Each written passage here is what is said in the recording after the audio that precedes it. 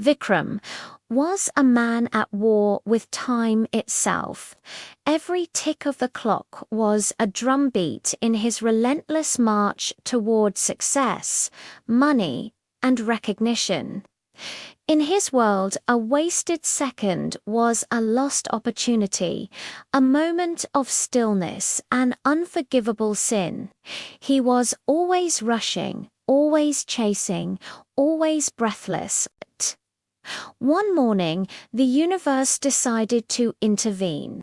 As Vikram prepared for the most important interview of his career, a profound silence fell over his room. The old clock on his wall, a faithful companion in his race against life, had stopped. Its hands were frozen at 7:15. A surge of frustration washed over him. In his anger, he nearly ripped it from the wall, ready to discard it like another obstacle in his path. But something held him back. He let it hang, a broken testament to his mounting stress, and rushed out the door. He didn't know it yet, but that silent clock was about to become his greatest teacher. The day immediately went sideways. His car, usually reliable, sputtered and died on the highway. A frantic call for a taxi, a nerve-wracking crawl through traffic. He was late. He burst into the office, disheveled and apologetic, only to be met with a calm smile. The meeting had been postponed. The new time, 7:15 that evening. Vikram stood there, stunned. 7:15, the exact moment his clock had stopped. It wasn't just a coincidence. It felt like a message, a whisper from the universe itself.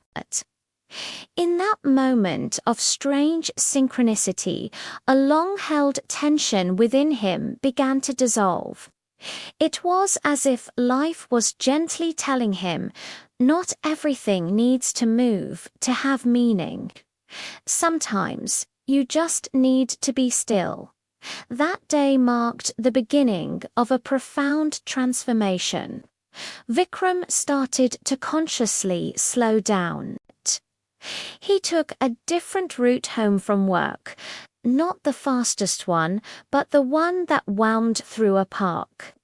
He started to truly listen when his children told him about their day, not just nod while scrolling through emails. He began to notice the small, quiet miracles he had been sprinting past for years. The intricate dance of sunlight on his office floor, the rich aroma of his morning coffee, the comforting warmth of his wife's hand in his plate. These were the things he had once dismissed as distractions in his relentless pursuit of making it. He was discovering that the texture of life wasn't in the milestones, but in the moments between them. This new pace didn't magically erase his problems. The path to building his business was still fraught with challenges and setbacks.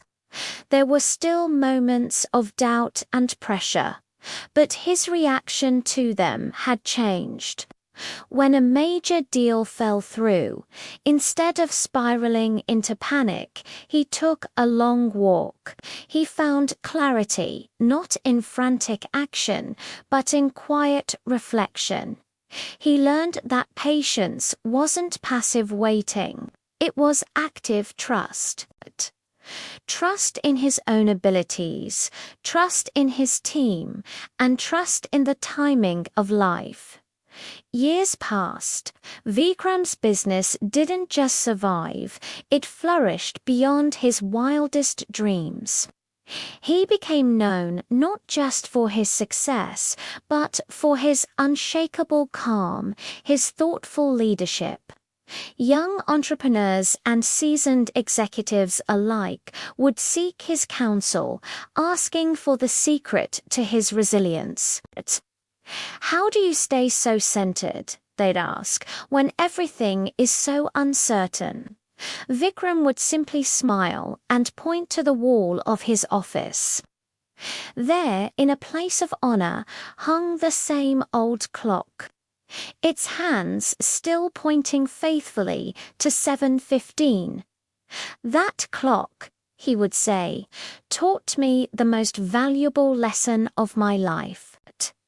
It taught me that even when time feels like it has stopped, life is still moving forward. It taught me that patience isn't about losing time, it's about gaining perspective." His words resonated deeply with everyone who heard them.